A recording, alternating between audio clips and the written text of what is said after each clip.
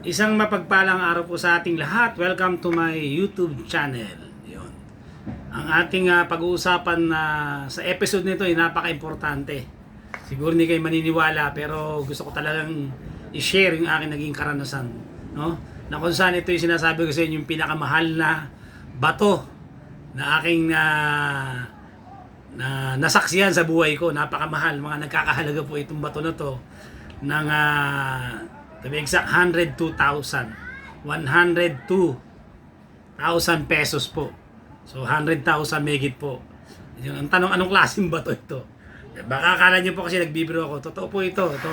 Itong bato na to, itong hawak ko to, ito. Nakita nyo? Ayan po, no? Ito po ay nagkakahalaga ng 102,000. Yan. Ang tanong, bakit? Yun ang tanong. Yun ang tanong. Bakit ganun kamahal tong bato na to, no? Ayun ang ating pag-uusapan yan sa episode na to. So, okay. Ang tanong, bakit umabot siya ng 102,000? So, ito ay may kinalaman sa health ng isang tao. Bakit ko sinabi na umabot siya ng nakakalaga ng 102,000? Kasi, so ayun nga mga ka-DJ, bakit umabot siya ng 102,000 pesos to be exact? Yun. Ito po ay may kinalaman kasi dun sa naging mismong karanasan ng aking asawa. Na hindi ko na ipapakita rito, no? Bakit umabot siya ng 102,000? Kasi po siya po ay, ang nakita po sa kanyang ultrasound ay meron po siyang bato sa abdo. Yun. Itong bato sa abdo po, hindi siya basta-basta kasi masyadong masakit yan sa tagiliran, hanggang likod. At ang mabigat sa nangyari sa misis ko, every time na kumakain siya, sinusukan niya yung pagkain. Dahil nga ron sa case niya, doon sa sitwasyon niya na meron siyang bato sa abdo kasi at saka yung kanyang gallbladder ay makapal na rin dahil siguro may infection na po. So yun, kaya nagsusuka na. Tapos bukod pa ron ay sumasabay po yung kanyang blood pressure ay laging mataas po.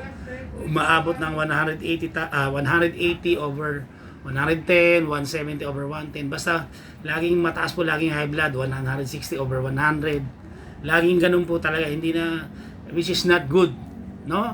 Kasi pag masyadong laging mataas po ang ating blood pressure, pwede maapekto ng ating kidney. Kaya ito, sana ay silbing lesson sa mga kababayan natin, bakit nagkakaroon ng sakit o nagkakaroon ng bato sa abdo, no? Ayon sa ating pagsasaliksik po sa ating research, ang mga reasons o mga dahilan bakit nagkakaroon, syempre pwede rin daw na nakuha sa lahi kasi nagkataon yung kanyang kapatid na yung ate niya ay naoperahan din sa bato sa abdo. So yung age din nagiging factor pag nagkakaedad na, no? Kasi nasa 40 plus na yung wife ko. At syempre yung lifestyle, magiging malaking factor pa yung lifestyle, yung pagkain natin lagi ng matatabang pagkain. Yung matatabang pagkain, ano yung matataba? Syempre nandiyan yung mga lechon, yung mga red meat, yung mga baka, no? Mahilig siya kumain siya ng mga tapsilog no, may tabayan. Tapos yung pag sinigang, yung liempo, lechong kawali, fried chicken, mga fast food, mga kumakain tayo sa labas, Jollibee, McDonald's, KFC, mga pagkain na mataas sa cholesterol. At bukod pa rin maalat, mahilig siya dati sa patis. Sinasabi daw lang konting sausaw, pero syempre sa tagal niyan, hindi naman nakukuha lang ng overnight yan. Sa tagal na pag pinagsama-sama mo, yun po nagiging nangyayari po. So ayun po, kaya sinabi ko pong umabot po ito ng 102,000 na napakamahal po, no? Syempre sa private po siya na operahan, ang mabigat po. Oo nga, sinasabi nila libre sa mga public hospital. Libre. Ang problema po mga ka-DJ, base sa aming karanasan, schedule pa siya sa June pa. Sumasakit ito, March na po. Ilang buwan pa hintayin niya.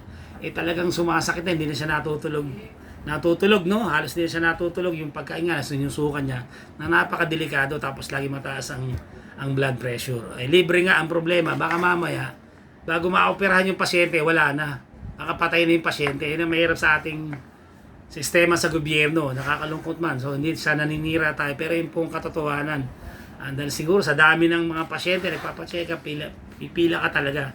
Kaya napilitan na kami na dito nga, pumasok na kami dito. Pumayag na kami ma-opera siya sa dito sa isang private hospital dito sa Manila East Medical Center dyan, malapit sa Tikling, dyan sa Taytay. Yun nga, na umabot siya ng 102,000 ang aming binayaran. May mga, ano yun, may mga discount pa po yun ng PhilHealth. Ito po, yan. Kaya magsilbing aral po, kaya naisipan kong ibahagi sa inyo, hindi po para takutin, bagkus magkaroon tayo ng... So, ayun nga. Kaya sana maging lesson to sa ating mga kababayan na yung lifestyle natin talagang kailangan malaking bagay po yung ating lifestyle dapat na maging yung healthy lifestyle sa pagkain. Okay na tayo kumain minsan ng karne, siguro paminsan-minsan ng taba, pero patikim-tingin paminsan-minsan, hindi pwedeng lagi. Mas lamang dapat ang fiber. Anong fiber? Ang source ng fiber natin mga gulay, mga green leafy vegetables, andyan yung mga cabbage, pechay, kangkong, lahat, talbos ng kamote, tapos prutas, ayan, napaka-importante. So maganda sa kidney yung pakwan, ano pa ba, yung siyempre yung ubas. So kailangan balanse tayo. Tapos isda. Ang maganda po sa isda, yung kanyang taba ng isda, yung mayroon siyang tinatawag na omega 3. Maganda po yung fat ng yung taba ng isda. Yung mga sa salmon, sa mga nakuha natin sa mga ulo ng mga talakitok, mga tuna. Yan, magandang source ng omega 3. So, kailangan talaga balancing ating lifestyle, tapos sasamahan din natin ng physical activity. Hindi naman kinakailangan tayo tumakbo ng 10 kilometro sa isang araw, no? Yung siguro ay 30-minute brisk walking is enough already, no? Yung lakad na mabilis, tapos konting stretching. Sa akin, ginagawa ko konting dumbbell. Actually, talagang may mga iniinda na rin tayo, pero kailangan talagang magpatuloy tayo, kailangan meron tayong physical activity talaga. Tsaka yung lifestyle. So, tsaka yung stress, malaking factor din yun. So, ito po, maging silbing aral po, no? Maniwala kayo hindi, inabot to ng 102,000 yung bato na yun, no? So, ayun nga, so mga ka-DJ, kaya magsilbing aral to, itong bato na to, nakakalaga lang 100,000, to be exact, 102,000. Totoo po ito, ayan, no? Kaya maging lesson sa inyo. So, mag-ingat po tayo. Kailangan maging healthy lifestyle natin, physical activity, active tayo dapat.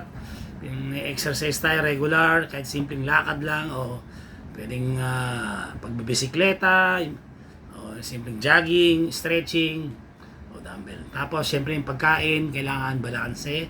Mas lamang tayo sa fiber, gulay, isda, prutas. Pwede naman kumain ng karne paminsan-minsan, at hanggat mare, maiwasan natin mamantikang pagkain. At yung mga maalat. Yun po, sana, yun, maging aral po sa atin. Sana kahit papano po, ay may natutunan kayo, no? Ito, yan, mismo na experience namin. Ito yung pinakamahal na bato na aking nasaksiyan talaga sa tanang buhay ko. Napakamahal nito. Yun. So, yun lang po mga ka-DJ. Sana po ay, yun, may napol kayong aral dito sa aking episode na to. Yung pinakamahal na bato na aking na-encounter sa buhay ko. So, hanggang sa mali, ito po si DJ Masay, sasabing laban lang. God bless you all. See you.